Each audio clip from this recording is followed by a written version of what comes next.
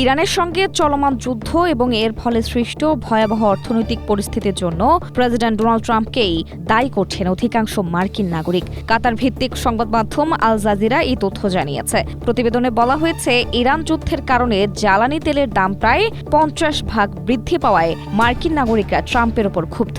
প্রায় 2/3 নাগরিক ক্রমবর্ধমান জ্বালানি মূল্যের জন্য ট্রাম্পকেই দায়ী করছেন। প্রায় অর্ধেকের বেশি মার্কিন নাগরিক মনে করেন ইরানের বিরুদ্ধে সামরিক শক্তি ব্যবহারের সিদ্ধান্ত ভুল। প্রেসিডেন্ট ট্রাম্প ইরানের সাথে এই যুদ্ধের উদ্দেশ্য বা লক্ষ্য স্পষ্টভাবে ব্যাখ্যা করতে ব্যর্থ হয়েছেন বলেও মনে করেন প্রায় 2/3 মার্কিন নাগরিক। রিপাবলিকান সমর্থকদের মধ্যে তার প্রতি সমর্থন থাকলেও ডেমোক্রেট এবং স্বতন্ত্র ভোটারদের একটি বিশাল অংশ এই যুদ্ধকে ভুল হিসেবে দেখছেন। স্ট্রবেরি সুপার ডটেড ও ক্লাসিক ভ্যারিয়েন্টে সেন্সেশন জাগুক শিহরণ।